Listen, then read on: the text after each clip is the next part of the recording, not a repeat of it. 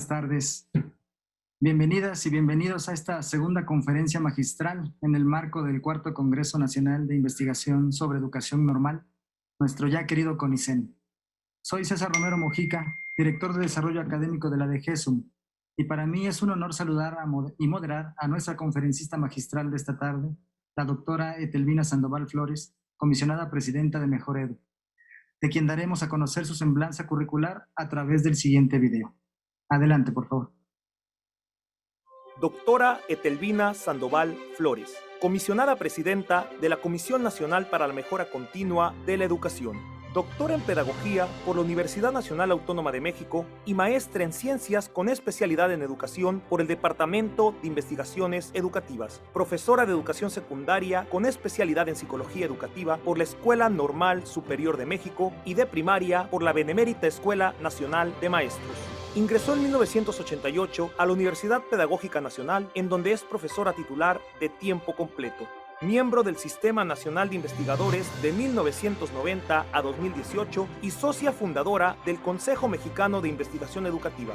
Fue directora general de Educación Normal y Actualización del Magisterio en el Distrito Federal de 2001 a 2005 y presidenta de la Asociación Civil Escuela de Educación Normal José Santos Valdés. Ha mantenido siempre un acercamiento con las escuelas y los maestros, primero como maestra de grupo y después como investigadora, y por ello su mirada en torno a la educación siempre se ha enfocado en analizar y construir un conocimiento sobre la realidad cotidiana de la práctica y el trabajo docente en distintos niveles, primaria, secundaria y normal. Como investigadora educativa, desde hace más de 30 años, ha realizado estudios desde un enfoque sociocultural con perspectiva etnográfica, centrándose en el trabajo docente de niveles básicos y las condiciones en que se realiza. Ha investigado sobre la presencia sindical en el trabajo docente, la influencia del género en la práctica de las maestras, la construcción de la cultura escolar en secundaria, la formación inicial de maestros, profesores principiantes y los procesos de construcción de la profesión docente, entre otros. Coordinó diversos proyectos de investigaciones nacionales e internacionales, entre los que destacan Mujer y Educación, auspiciado por UNIFEM ONU,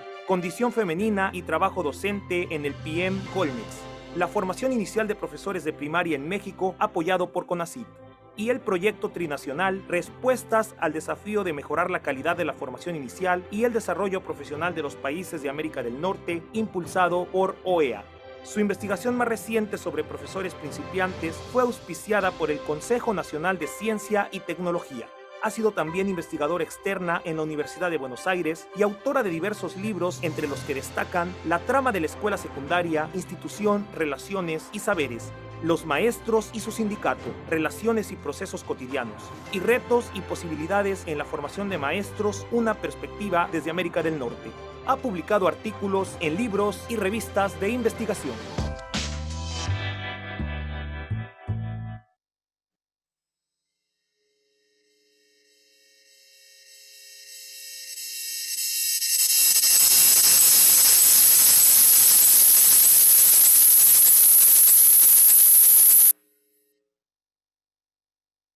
Nuevos paradigmas. La escuchamos, doctora. Muchísimas gracias. Bueno, creo que en primer lugar habrá que felicitar a todos ustedes por la organización de este cuarto Congreso Nacional de Investigación sobre educación normal y que nos habla ya de un esfuerzo sostenido durante varios años y un trabajo en el que han participado muchísimos profesores, investigadores, estudiantes, precisamente para poder ir planteando alternativas para la educación normal e ir avanzando en el conocimiento de ello. Quiero agradecerles entonces la invitación para estar con ustedes y quiero también aquí preparé una PPT para poder irme más o menos rápido, ya que el tiempo es corto. Sé que ustedes han estado en un día muy intenso y que todavía les quedan varios días más de trabajo. Y el tema, si pudieran ponerla por favor, el tema en el que vamos a tratar, el título que me pidieron para este trabajo es el de formación y desarrollo profesional de maestros. Lo quise pensar pensando en las nuevas realidades y los nuevos paradigmas. Es decir, creo que muchas de las reflexiones que se han desarrollado en este tiempo están vinculados con estos cambios que se han venido desarrollando a partir de una realidad que a todos nos ha sorprendido. Si pudieran poner la presentación, gracias. Muy bien. Muy bien. La siguiente, por favor. Este es el tema y lo voy a tratar a partir de estos 3 puntos. Primero, plantearnos algo que todos ustedes saben desde luego, la formación docente es un proceso social. Es decir, la formación docente es una construcción social, es algo en el que participamos todos y los cambios que se desarrollan en la formación docente son producto de la acción de los sujetos. Un segundo punto que quiero tratar con ustedes son cuáles son los desafíos que tenemos en este momento para la formación docente, concentrándonos de luego en la formación docente, porque desafíos tenemos varios. Entonces, estos desafíos de la formación docente en un nuevo contexto educativo. Y un tercer punto es el de una propuesta que desde la Comisión Nacional para la Mejora Continua de la Educación estamos trabajando en torno a la formación y el desarrollo profesional de los maestros. Entonces voy a ir viendo pues brevemente cada uno de estos puntos. Y en cuanto a la cuestión del proceso social, yo quise compartir con ustedes este pensamiento, esta posición de Tenti y de Tedesco, porque nos remiten a una parte que a mí me parece importante que tenemos que rescatar.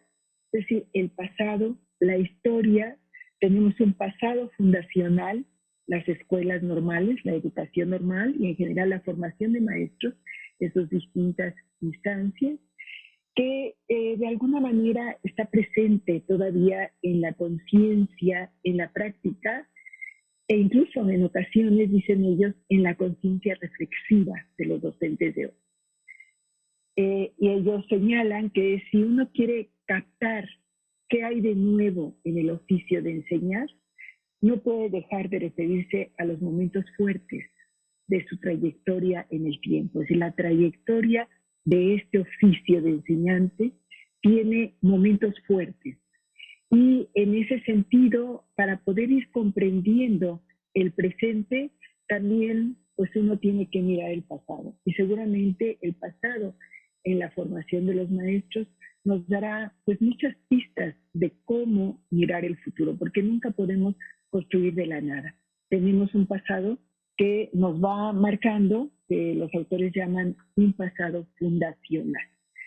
Yo quise, para cuestión de la formación de maestros, porque podíamos haber visto varias cosas, yo me quise centrar en las perspectivas de la formación, para poder ir viendo cómo se fue construyendo este proceso social. Y que la siguiente, por favor. Bueno, y quise plantear cuáles eran las perspectivas para la formación inicial. Lo planteé desde 1984. Bueno, todos ustedes es manera común decir que 1984 fue un parteaguas, ¿no? De cuando la educación normal, la formación de maestros, se elevó a nivel terciario y de ahí se inicia un tejido en términos de ir pensando cuál es el maestro que queremos formar. Quise plantear 84 y 97 y posteriormente los otros 2 planes de estudio que nos van marcando diferencias, pero también continuidades. Creo que algunas de las continuidades es el énfasis en la investigación. Como ustedes pueden ver, en 84 y en 97 aparece investigación como un eje importante, pero desde luego enfocada de distinta manera. La investigación, por un lado, era para formar profesores críticos y transformadores, para el uso, para poder plantear transformaciones y poder plantear propuestas. La investigación en el Plan 97 era vista como una investigación sobre los problemas centrales de la educación y de la práctica. Es decir, poder analizar la práctica, de ahí recordarán ustedes toda esta cuestión de la reflexión sobre los maestros, y se planteaba entonces como esta necesidad de investigar sobre la educación vigente, sobre la práctica docente. De la misma manera, en el 84 la investigación era vista como una posibilidad de experimentar en el ejercicio de la docencia, es decir, poder plantear alternativas pedagógicas a partir de la investigación. Hay otras cuestiones que se han mantenido o se mantuvieron en estos dos planes de estudio, es la elaboración teórica, que estaba también en el 97, pero muy enfocado hacia la importancia de analizar la realidad educativa. Entonces podemos decir que la investigación, los cambios, las transformaciones estaban presentes en ambos, pero el enfoque era distinto. En uno era construir un conocimiento para poder transformar, y en el otro era entender, conocer, comprender y poder reflexionar sobre ello. Es decir, aparentemente son cuestiones muy similares, pero sí tenían que ver en el perfil del docente que formaban.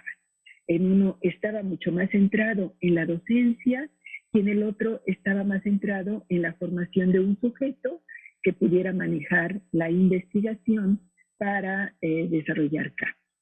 Estos dos planes que para mi punto de vista son parteaguas, porque en 84 se inicia con profesores que no estaban preparados totalmente para atender educación superior y que entraron a un proceso de formación fuerte. Hay que reconocer eso. Fue un proceso de autoformación, podemos decir. En 97 continuó este proceso y permanece hasta la actualidad. Si podemos pasar a la siguiente. En las siguientes dos propuestas de planes de estudio lo podemos ver, pero bueno, atrás de todo esto están los sujetos y lo que hicieron para poder atender los requerimientos de estos planes de estudio. En el 2012 estaba, por supuesto, un planteamiento teórico que era el desarrollo de competencias. Y en ese sentido, los enfoques educativos se centraron tanto en el aprendizaje como en el desarrollo de las competencias, y en los trayectos formativos de estos dos planes de estudio yo encontré similitudes. Por ejemplo, hay trayectos formativos en ambos y están relacionados con las asignaturas que se imparten en la educación básica, dependiendo del nivel preescolar, primaria, secundaria, educación especial, etcétera. Están vinculados, estrechamente vinculados con asignaturas que se imparten en educación básica.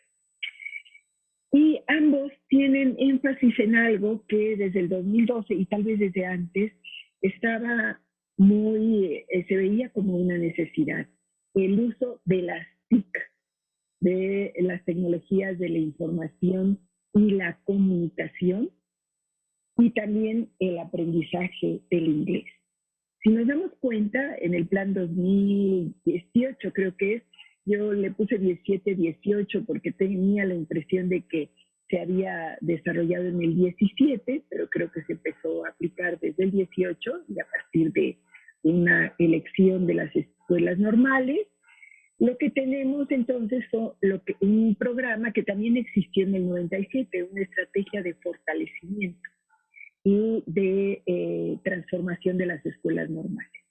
Y aquí, en este fortalecimiento, similar al plan del 2012, se mantiene el aprendizaje del inglés, se mantiene la estrategia de, digamos, la cuestión más vinculada hacia una educación que mire hacia la diversidad, que pueda mirar también al otro, que pueda plantearse elementos de equidad, y la presencia de un modelo educativo. Plantearse la continuación de un modelo educativo. Siempre hay un modelo educativo en los programas de las normales.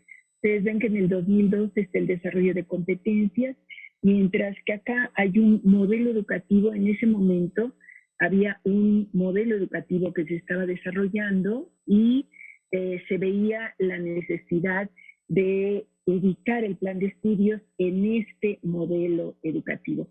Esto es parte de la historia de las normales. En realidad, las normales han estado siempre vinculadas a la política educativa que el Estado determina, y en ese sentido los maestros que forman tienen que estar formados en una orientación de esta política educativa. Entonces forma parte de esta historia de las normales, que siempre, además se definen los planes y programas de estudio centralmente, y siempre se definen dependiendo de los objetivos políticos y de los objetivos educativos que el Estado busca. Esta es una de las cuestiones muy, digamos, de esta historia que, bueno, venimos cambiando también, pero siempre muy vinculado a la formación de maestros para una educación en la cual va a trabajar y para la cual debe formarse.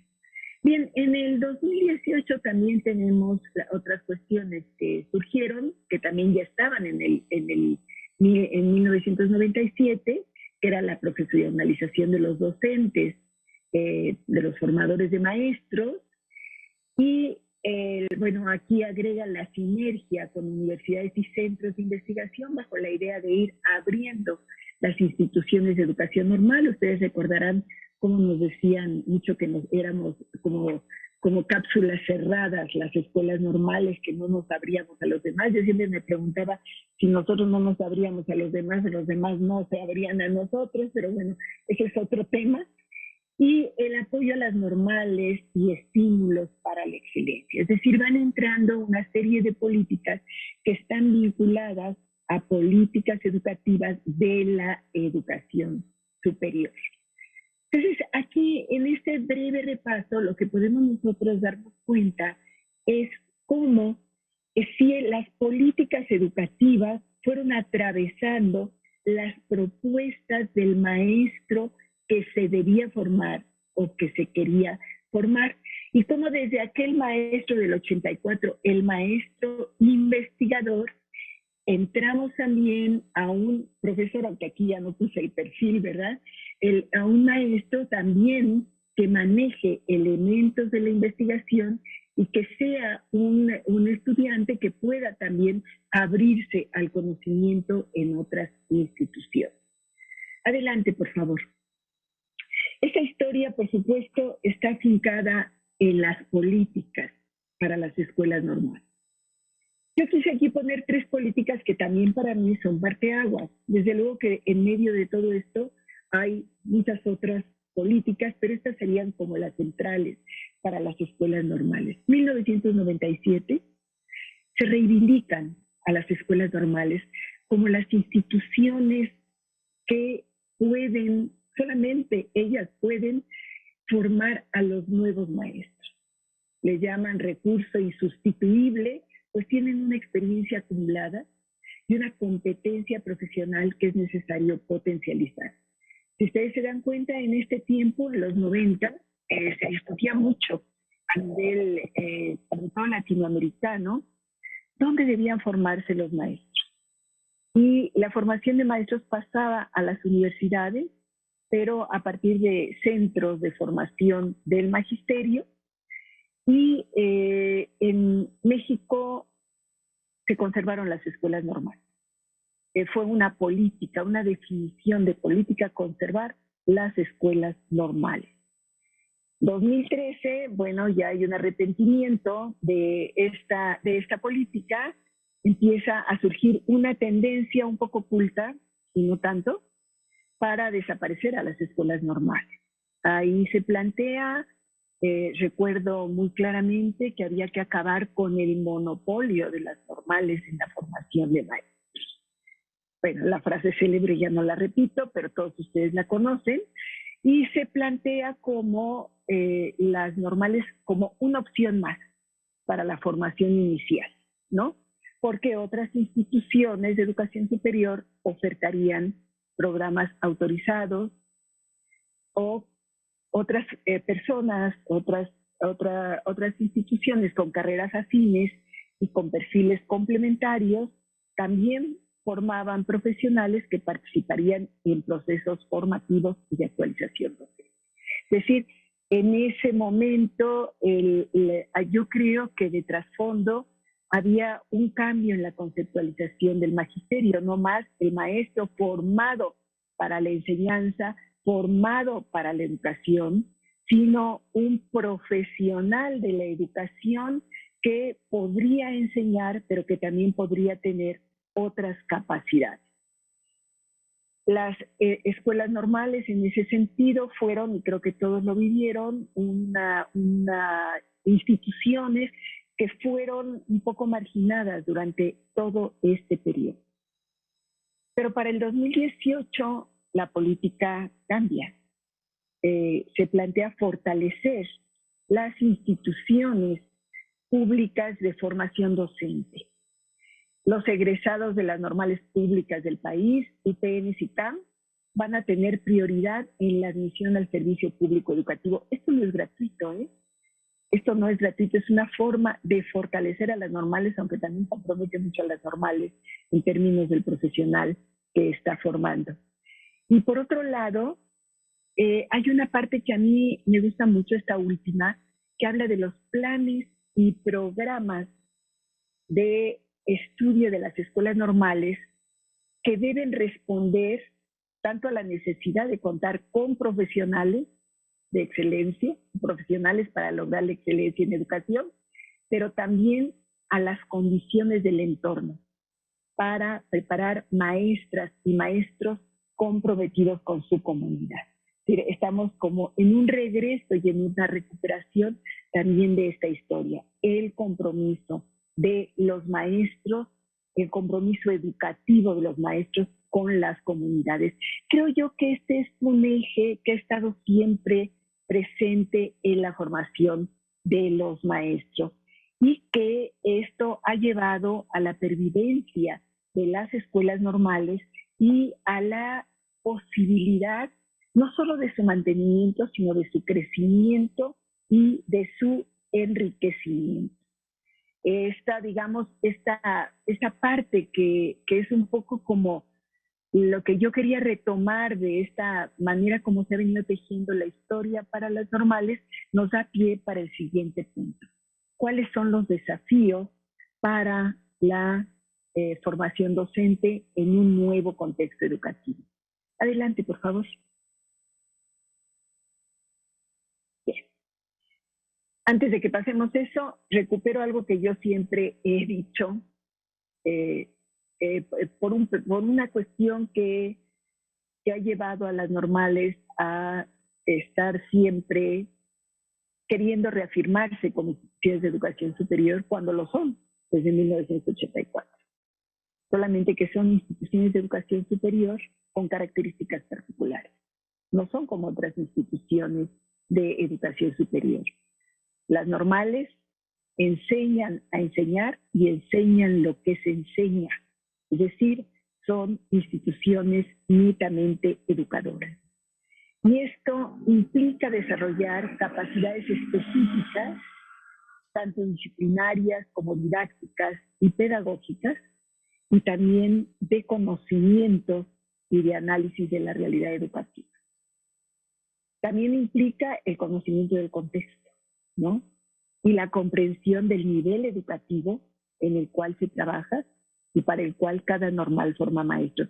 Fíjense que esta existencia de las normales hace ya varios años, por ahí del 2005, que yo hice un trabajo de comparativo sobre la formación de maestros en Estados Unidos, Canadá y México. Les llamaba mucho la atención la existencia de escuelas normales en México.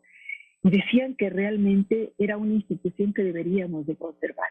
porque ellos habían pasado la formación de maestros de las universidades y lo que tenían ahí eran jóvenes que se formaban, que tomaban un curso para ser maestros o un diplomado para ser maestros, que tenían una formación genérica, después unos cursos para cubrir lo correspondiente a la docencia, y después con eso tenían la posibilidad de ser contratados en alguna escuela. El asunto es que esos jóvenes no duraban mucho tiempo en la profesión. Alrededor de 5 años era el tiempo promedio que los jóvenes que se formaban para maestros en Nuevo México, que era donde nosotros trabajábamos, duraban. Pero en Canadá, en Vancouver, era menos, era 2 años.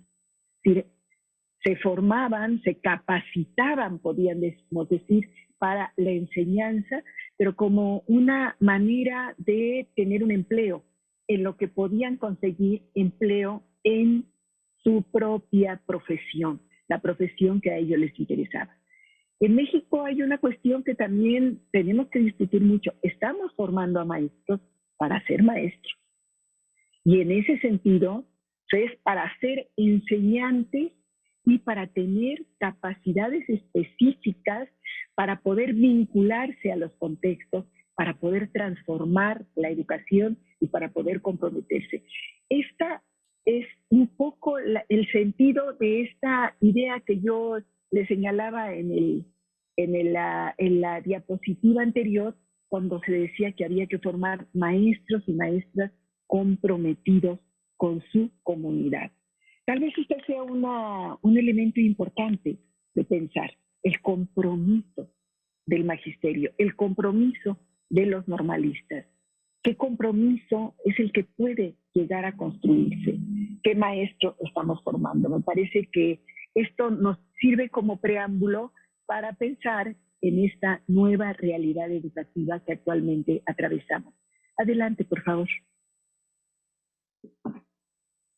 Bien. Bueno, yo creo que ya es moneda común y seguramente ustedes han estado hablando mucho de estos desafíos que ahora tenemos en un nuevo contexto educativo, empezando por los desafíos para hacer estos eventos que, como me decía mi amiga Norma Pesqueira, espero que para la próxima sea presencial porque siempre hace falta el calor humano, ¿verdad? Bueno, pues también en el contexto educativo hay varios desafíos que tenemos por delante. Por una parte, la formación de maestros, que además es el tema de aquí. Podríamos hablar que hay una situación muy compleja y que requiere del abordaje del trabajo pedagógico desde una nueva visión. Es decir, como una tarea colaborativa que es importante asumir. Recordarán ustedes, ya no me acuerdo el nombre del autor, pero que decía, su texto muy importante era el del aula cerrada, ¿no? El maestro que era maestro en un aula donde podía desenvolverse y donde el aula era su espacio, donde podía crear, construir o hacerlo, o ser un buen maestro o un mal maestro. El aula cerrada, creo que es de Descomp. Ahora estamos hablando de aulas abiertas, ¿no? Ahora el trabajo pedagógico se ha convertido en una tarea de muchos. Y esto nos está llevando a repensar, por un lado, la centralidad del maestro, pero por otro lado también la relación con el otro, la relación con los estudiantes, pero también la relación con las familias, con los padres, con la misma casa a la cual hemos entrado y que nos hemos enterado de muchas cosas y tal vez ahora hemos aprendido a conocer más a nuestros estudiantes. Y esto nos lleva a la idea de la necesidad de pensar en nuevas pedagogías que ya se han venido construyendo, no es porque de un día para otro surjan, pero que pongan en el centro el reconocimiento de la diversidad. En este proyecto que les digo que yo trabajé con Estados Unidos y Canadá, A ellos les llamaba mucho la atención, bueno, ellos visitaron escuelas normales, pero de la Ciudad de México, y les llamaba mucho la atención cómo la diversidad no estaba presente en las reflexiones de los futuros estudiantes. Para ellos eran alumnos y alumnas los con los que trabajaban, pero no un alumno o una alumna en específico. ¿De dónde venía ese niño? ¿Cuáles eran los problemas que tenía? Para ellos les llamaba la atención porque la diversidad era una cuestión que se les presentaba en su trabajo de formación de maestros. En primer lugar, porque en Nuevo México pues tenían a todos los mexicanos del mundo, ¿no? Toda Chihuahua estaba ahí. Y por otro lado, en Canadá, en Vancouver, tenían pues, a los chinos de todas las variantes existentes, tenían hasta 47 lenguas diferentes en un salón de clase. Para ellos la diversidad no era algo que buscaran, estaba ahí. A nosotros nos costaba trabajo ver la diversidad. Esto ha sido un avance que se ha venido teniendo, la diversidad que nos ha llevado también a pensar en su correlato, en la equidad. También nuevas formas de evaluar que actualmente han estado muy en boga. ¿Cómo concebimos los aprendizajes? Son los desafíos. ¿Qué es aprender? Ahora se habla mucho de la pérdida de aprendizaje. ¿Aprendieron algo los niños? ¿O no aprendieron nada? Tal vez no aprendieron lo esperado en la escuela. ¿Qué es lo que la escuela quiere que aprendan? Tendríamos que empezar a revisar esas demandas educativas desde la perspectiva de estas nuevas realidades. Y sobre todo, bueno, ya lo dije, las comunidades educativas. Se redefine el vínculo con la comunidad educativa. Tal vez ustedes no lo vivieron, pero muchos de los maestros que trabajaban en zonas urbanas a partir de la reforma educativa del 2013 tuvieron una separación y a veces una confrontación con los padres de familia que consideraban que los maestros eran malos maestros. El desprestigio al magisterio fue muy fuerte y eso llevaba a que los padres de familia consideraran que el maestro no era un profesional. Y los maestros, en ese momento yo estaba haciendo una investigación, hablaban de la necesidad mejor de cerrar la puerta a los padres de familia por los problemas que creaban. Creo que ahora en este contexto hemos aprendido a ver de otra manera las comunidades educativas y a redefinir las responsabilidades de educar con la participación de políticas que apoyen las trayectorias educativas de los estudiantes. Adelante, por favor. Bueno, pase la siguiente. Por favor, ese lo vamos a dejar. Estamos en un momento de desconexiones y reconexiones. Así lo llamó Inés Dussel en una plática que tuve y me gustó la categoría. La tomé. Estamos desconectados y reconectándonos. Así como Gili en algún momento hizo su libro de diferentes, desiguales y desconectados. Aquí nosotros estamos en las desconexiones y en las reconexiones. Esto nos ha llevado a sacar muy de flote la cuestión de la inclusión y de la exclusión. Creo que muy crudamente ha aparecido la exclusión que existía de todas maneras en las escuelas, pero que no era muy notoria. Ha sido una situación difícil que ha llevado a que jóvenes, niños no puedan incluirse en este nuevo tipo de escuela y de aprendizaje a distancia. ¿Cuál es el tamaño del problema? No lo podemos saber todavía. Por ahí el INEGI hizo algo muy amarillista y habló de 5 millones de estudiantes, se ha hablado de 1 millón, nosotros en una encuesta veíamos que alrededor de un 30% de estudiantes, pues los maestros decían que no habían podido comunicarse con ellos. Y además hay una inclusión diferenciada. ¿Cómo puedo yo incluirme en esta nueva perspectiva? ¿Qué concepto estoy formándome también de la educación? También tenemos una discusión que debemos de dar sobre la instrumentalidad y la reflexión, porque también se plantea la necesidad de que llenando de computadoras, llenando de máquinas, llenando de instrumentos.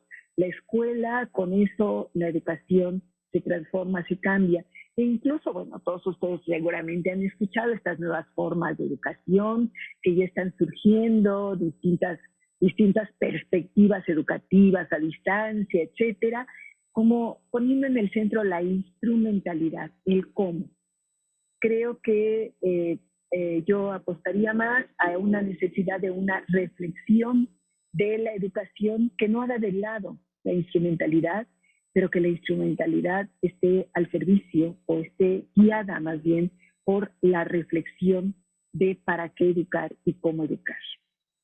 Bueno, ya no hago énfasis en el trabajo aislado versus la colectividad, que también nos ha enseñado esta pandemia.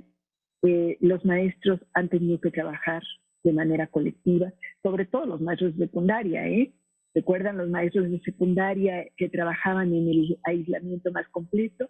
Que eran aquellos que no podían construir una verdadera comunidad educativa porque contratados por hora solamente llegaban a trabajar su hora y se retiraban a otra escuela secundaria, y con 400 estudiantes que no podían conocer, y toda esta historia de las escuelas secundarias donde no había una comunidad educativa como podía existir en primarias o como podía existir en preescolar. No existía una comunidad educativa en secundaria, como tampoco existía una comunidad educativa en bachillerato. Esto está cambiando también. Los mismos maestros de secundaria han tenido que ponerse de acuerdo para poder trabajar colectivamente y entender que la colectividad es la única manera de sacar adelante este trabajo. Y por otro lado, la personalización versus la homogeneización. El alumno, el estudiante, los niños, los jóvenes, pero son jóvenes distintos, son personas que hemos aprendido a reconocer. Y por otro lado, la necesidad de la creación de saberes, no solo la reproducción de saberes. Creo que los maestros nos dieron una gran lección en los estudios que nosotros hicimos. Veíamos todo el tipo de iniciativas que estuvieron teniendo y que aquí pues no voy a hablar de ellas porque bueno, no es el momento, pero sí hubo una creación de saberes para poder enseñar, donde aquellos decían, por primera vez me siento libre para poder construir mi clase como veo que los alumnos la necesitan. Es decir, una autonomía, una creación que estuvo presente en el trabajo y que ahora, colegas, pues tenemos que defender. Creo que tenemos que defender estas cuestiones en la reconexión. Si esto se dio en la desconexión, en la reconexión tenemos que plantearnos reflexionar sobre la inclusión, la exclusión, en los aparatos, la instrumentalidad. No se trata de llenar de aparatos, pero los necesitamos. ¿Cómo podemos mantener el trabajo colectivo? ¿Cómo podemos personalizar nuestro trabajo? ¿Cómo podemos impulsar nuestra educación para la creación? En un momento en el que hay crisis y en el que hay duelo, porque nada es tan fácil. Aquí quiero yo repetir unas palabras que Néstor López decía: ¿cómo va a ser la educación o cómo va a ser el futuro de la educación? Y bueno, creo que ninguno de nosotros lo sabemos de cierto, pero sí sabemos de cierto que el futuro de la educación lo estamos construyendo ahora. Y lo que la educación sea en 5 o 10 años va a depender en mucho de lo que nosotros construyamos en este tiempo. Porque creo que si algo nos ha enseñado estos aprendizajes de la pandemia es a la necesidad de un trabajo colectivo y de que todos los saberes que tenemos pueden ser utilizados y capitalizados. Es decir, una profesionalización distinta, no más el maestro aislado. Adelante, por favor. La siguiente. Bueno. Un ejemplo, casi nunca puedo terminar, pero ahora lo puse antes de terminar, como 5 antes de terminar. Este ejemplo del programa Acompañamiento a las Trayectorias y Revinculación Lo he mencionado en otras pláticas, nada más lo menciono brevemente. Es un programa que, lo sacó lo que viene siendo el Gran Buenos Aires, el conurbano, que así le llaman. Y en las escuelas de formación docente, los institutos de formación docente apoyaron en este trabajo para poder revincular a los estudiantes que no podían, que no habían podido estar en clase, porque no tenían las posibilidades de conectarse, porque no tenían la posibilidad de, por sus condiciones precarias, de tener una computadora o un teléfono celular. Entonces se recurrió a los estudiantes de grados avanzados. De hecho, del último grado de los institutos de formación docente para construir puente entre los estudiantes que no podían conectarse y los estudiantes de magisterio que estaban dispuestos a ir a las casas de estos niños y trabajar. Es decir, ellos decían, la escuela ya llegó. Y llegaba, es decir, se veía de qué rumbo eran los estudiantes, cuántos niños estaban. Es decir, un trabajo que implicaba la colaboración del gobierno local para poder ubicar a los niños, pero también ubicar a los jóvenes que estuvieran además dispuestos y que vivieran cerca de los lugares donde estaban estos niños, para poder establecer un vínculo pedagógico en aquellos estudiantes que se descontinuaron, dicen ellos, de su contacto con los establecimientos educativos. Esto también favorecía la formación de los futuros docentes, ¿no? Porque vivían experiencias de prácticas de enseñanza contextualizadas. Ellos mismos decían, antes íbamos a la escuela, ahora, no, antes nosotros llegábamos a la escuela, ahora nosotros hacemos la escuela en las casas, vamos a la escuela. En ese sentido, había un apoyo mutuo en la formación de los jóvenes estudiantes de magisterio, pero en apoyo a aquellos niños que de alguna manera habían perdido el vínculo con las escuelas. Este fue un programa muy interesante. Terminó desde luego cuando ya hubo la invitación de volver a las escuelas, pero fue una experiencia importante que se está recapitulando en términos de cómo influyó eso en la formación de los futuros docentes. Adelante. Bien. Aquí yo quisiera decir, traer a colación algunas de las cuestiones que jóvenes que se incorporaban a la docencia, porque aquí lo que yo quiero destacar es la importancia de vincular la formación inicial a la escuela. Sé que en los programas lo ha planteado desde siempre. Siempre ha habido un interés en que los jóvenes conozcan las realidades educativas, pero a veces son realidades educativas un poco ficticias y en ocasiones son realidades educativas en las cuales no pueden intervenir del todo. El siguiente paso de su formación es el del ingreso, el del principio, cuando entran como maestros, sus inicios como maestros. Yo hice una investigación sobre jóvenes principiantes y estas aquí frases que traje con ustedes son de ellos. Cuando se les preguntaba cuál había sido el vínculo entre su formación y el trabajo como docentes en escuelas muy marginales, porque ustedes saben que a los jóvenes en una especie de noviciado los mandan a las zonas más desfavorecidas y solos además. Entonces se siguen formando sin la ayuda de nadie, ya no tienen a sus maestros que los apoyen. Y estas son las frases que ellos decían. Me gusta la primera. Cuando estamos en la comunidad, allá en la normal y lejos de la realidad, se queda pie y pie. También, y lo que me enseñaron, ¿qué? Para trabajar en estas escuelas, contaban. Y una cosa que me llamaba la atención es el asunto de que nunca vimos nada referente a la interculturalidad. Pero ¿saben dónde me lo decían? En el estado de Chiapas. Nunca vimos nada referente a la interculturalidad en las normales. Claro, yo estoy hablando de jóvenes que estaban formados en otro plan de estudios, no en el que ustedes se están formando actualmente.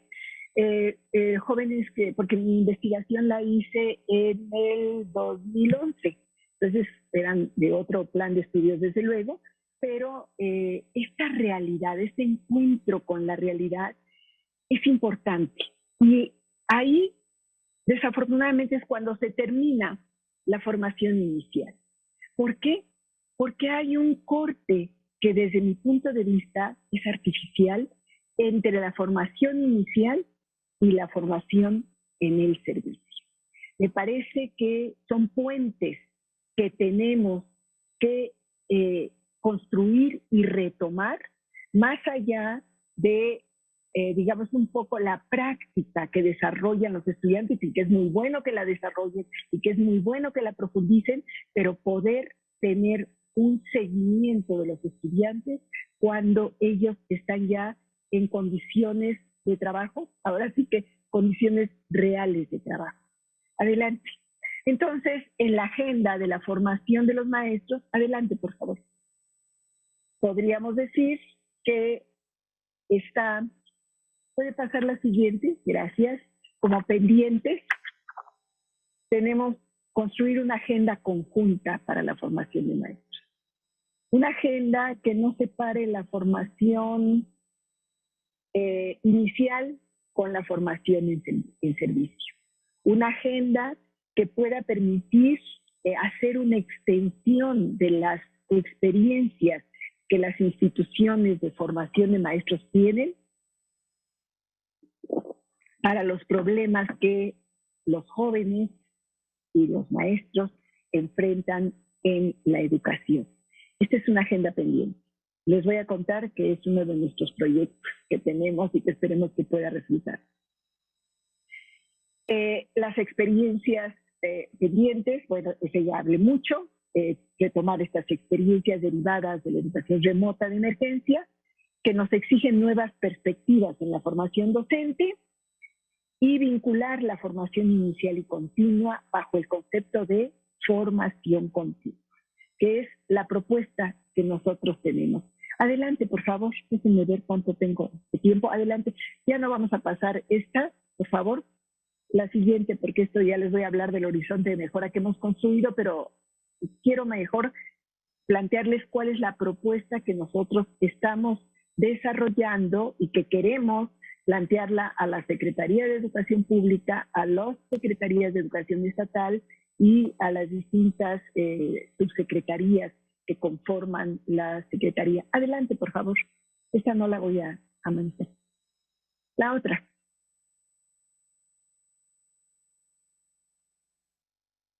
No, la que sigue. La otra. La otra. ¿Ya no hay más? Esta. Bueno.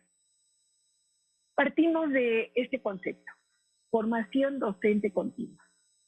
La formación docente no es un concepto nuevo, ¿eh? ¿Se acuerdan ustedes de la carrera docente? Pues es más o menos esto, porque esa la carrera docente la creó la OCDE, pero aquí planteamos este concepto de formación docente continua que está dividido en varias etapas, digamos. También se ha manejado mucho. Algunos que trabajan la formación de maestros han manejado estas etapas. Lo que pasa es que estas etapas están muy bien teóricamente, pero no se han concretado en proyectos. Por un lado, la formación inicial y la inserción a la docencia, la formación en servicio, después la inserción a una nueva función directiva, es decir, los directores y los supervisores, y finalmente lo que es ya, digamos, la salida, ¿no? Estas fases, todas están eslabonadas y sin embargo, cada una de ellas se trabaja en estancos separados, ¿no? Por un lado, la formación inicial que corresponde a las normales, ahora a UPN, a los CAM también, la formación inicial que tiene su propio nicho. Y luego las otras etapas que a veces se trabajan y a veces no. Inserción a la docencia, pues se ha manejado como algo importante y se ha sacado el proyecto de poder tener un tutor para que atienda a los maestros, por de dónde salen los tutores y quiénes van a ser los tutores. Ustedes saben que ya traen como las del grupo.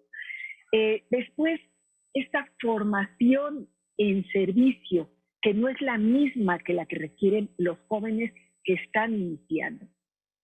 Los jóvenes que inician pasan por una etapa de intenso aprendizaje. Los primeros 3 o 4 años son una etapa de intenso aprendizaje que además la viven en la soledad, porque la viven en las zonas más alejadas y no hay programas para ellos. Muchos de ellos estudian maestrías, estudian doctorados, que a veces no están vinculados a la docencia, pero que ellos encuentran estas posibilidades para poder mejorar su trabajo. Formación en servicio, bueno, la formación en servicio para nosotros es todo otro asunto que tenemos que revisar. Y lo mismo la formación de directivos. Ya apareció por aquí Julio que me está diciendo que ya se está terminando mi tiempo. Pasamos a la siguiente y la siguiente no la vamos a ver, sino la última, la penúltima. Por favor, pase a la siguiente. Les quiero decir que todo esto es un proyecto que nosotros hemos construido desde la Comisión Nacional para la Mejora Continua, que le hemos denominado Plan para la Formación Continua de los Maestros. ¿Puede pasar la siguiente, Lavina? Y luego la otra también, la otra, por favor. La otra. Esta, ¿no? Queremos avanzar en construir políticas, programas y estrategias fundamentadas, sostenidas, a partir de una concepción renovada de la formación continua y del desarrollo profesional. La formación continua es aquella que implica la formación inicial y la formación en servicio. El desarrollo profesional son aquellas posibilidades que se dan y que se buscan desde diferentes ámbitos, posgrados, maestrías, doctorados, etc. Este proceso requiere tiempo, una visión de sistema, porque aparentemente somos un sistema educativo, pero cada uno trabaja por su lado. Requiere coherencia, coordinación entre distintas instancias, un esfuerzo sostenido, un monitoreo del esfuerzo y una evaluación del mismo.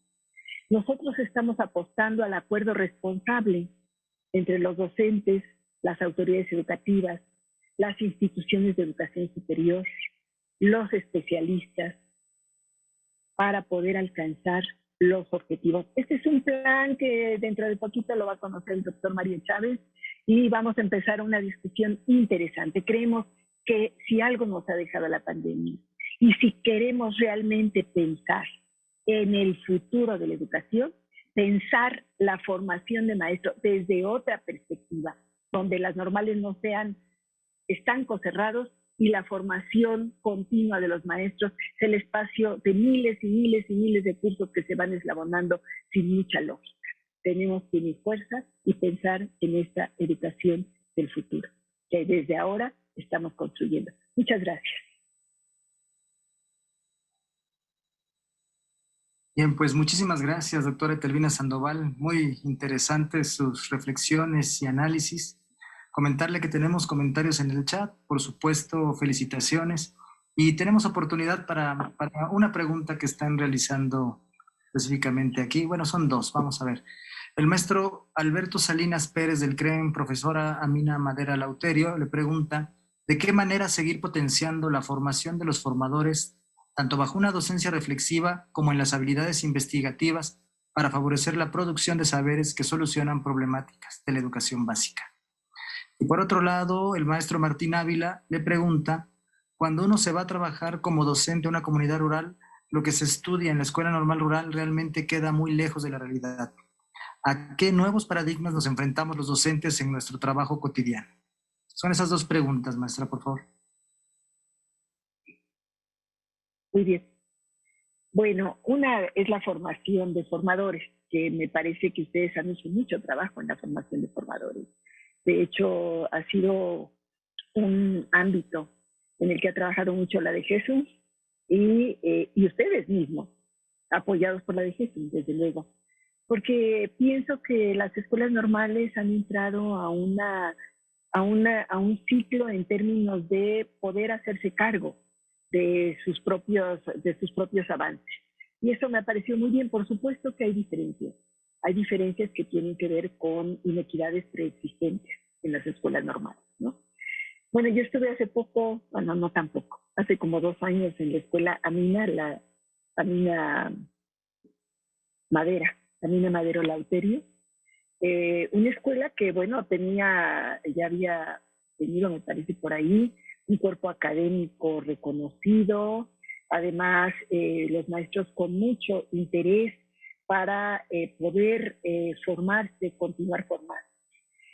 Creo que este entusiasmo de los formadores de docentes, que yo he visto en muchas de las escuelas normales, que yo esperaría que fueran todos, esta formación de los formadores y el recuperar también iniciativas que han tenido, es muy importante, y para mí la manera como esto puede potenciar es en la formación de un maestro distinto. Es decir, cómo potenciar la formación de los formadores, formando a nuestros estudiantes mejor. Miren, hay un asuntito que esta cuestión del individualismo nos ha llevado a todas las instituciones de educación superior. Ustedes saben que todas las instituciones de educación superior andábamos detrás de los reconocimientos para las becas al desempeño, para el SNI, para esto, para el otro, donde se privilegiaba el trabajo individual y no el trabajo colectivo. Creo que una de las cuestiones para potencializar esta formación es ver la manera de favorecer el trabajo colectivo y sobre todo enfocarlo a la formación de nuestros estudiantes, porque fue otra de las cosas que en las universidades nos pasó. Yo les puedo hablar de la Universidad Pedagógica Nacional. Pues resulta que, como ya éramos investigadores, pues ya no queríamos dar clases de licenciatura, ¿verdad? Sino queríamos hacer investigación, docencia poquita y difusión. Y entonces, ¿cómo formamos a nuestros estudiantes? Yo sé que eso no pasa en las normales, porque las normales son instituciones que desde el principio han asumido esta cuestión de la formación, de ser instituciones educadoras. Pero también cuidar, a veces esto sería potenciar la formación. Creo que los educadores, los formadores nos han dado muchos ejemplos de cómo se han sobrepuesto a los problemas. De 1984, cuando de un día para otro les dijeron, son instituciones de educación superior, ahora lo que tenemos son profesores con doctorados, con maestrías, con especialidades, con una formación académica muy importante que yo digo potencializarlo hacia la formación de nuestros estudiantes. Y precisamente en términos del asunto de reconocer la diversidad y poder recuperar nuestra experiencia y nuestra sensibilidad ahora. Y yo creo que, bueno, habrá que irse viendo. Ahora ustedes están trabajando en la definición de planes de estudio, en la revisión de planes de estudio. No sé en qué momento están las normales, pero creo que han estado trabajando bastante en esto. Y creo que si bien debe haber ejes comunes, también tiene que reconocerse la diversidad de maestros que hay que formar, porque los formamos para realidades muy distintas. Estos jóvenes de los cuales yo les hablé, todos trabajaban en escuelas indígenas, bilingües, o más bien monolingües, sin haber sido formados para maestros que pudieran trabajar con ellos. Y aprendían el idioma o no lo aprendían. O como decía una de las chicas que ustedes vieron, para esto estudié, yo ya de aquí me quiero ir. Sí, teníamos diferentes reacciones. Necesario ver cómo profesionalizamos a los maestros, cómo hacemos para que los maestros recuperen este interés por trabajar en estas zonas, pero al mismo tiempo reconocer que son profesionales. no quieren estar mucho tiempo ahí y uno los entiende, porque ellos son profesionales que quieren seguirse preparando. Entonces hay muchas cosas que tenemos que discutir y poder entender que la formación de los maestros no es una, y no solamente es porque sea primaria, secundaria, preescolar, sino porque formamos maestros de primaria para ciertas zonas, para trabajar en ciertos lugares. Están las escuelas normales rurales, que ese no es otro tema que en algún momento podríamos hablar, y también, sabemos que a nuestros jóvenes, aunque sean en escuelas federales o de ciudad, los van a mandar a las zonas más alejadas. Creo que esto deberíamos de tomarlo en cuenta, sobre todo en el último año de formación de nuestros estudiantes, y tener este vínculo con ellos cuando estén ya trabajando durante los primeros años de servicio. Creo que las normales pueden ser un espacio muy importante para continuar esta formación bajo este concepto que les digo de formación continua. Gracias. Muy bien, muchísimas gracias, doctora. Con todo esto comentado, me parece que la comunidad de normales no tendrá ningún inconveniente en construir esta agenda conjunta para la formación de maestros que usted ha señalado. Bien, ya para terminar, me voy a permitir hacer la entrega virtual de la constancia que le otorga el CONICEN por su participación, a la cual daré lectura. Le comento que será enviada por correo electrónico.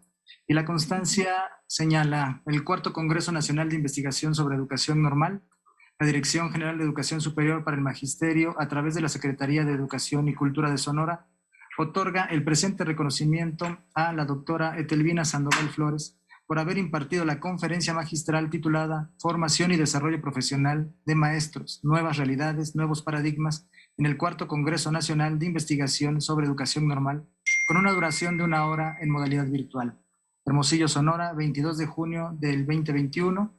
Firma el doctor Mario Chávez Campos, director general de la Dirección General de Educación Superior para el Magisterio, y el profesor José Víctor Guerrero González, secretario de Educación y Cultura de Sonora. Pues no me queda más. A usted, doctora. No me queda más que agradecer su destacada participación, doctora Etelvina, así como la atenta escucha de las y los asistentes a los trabajos del día de hoy, a esta conferencia magistral. Los invitamos a que nos acompañen el día de mañana con más conferencias. Los trabajos del día de hoy de CONICEN han terminado. Mañana a las 10 a.m. hora centro tendremos la participación del doctor Ángel Díaz Barriga en su conferencia magistral. Muchísimas gracias, enhorabuena, que pasen buenas noches. Hasta luego. Hasta luego.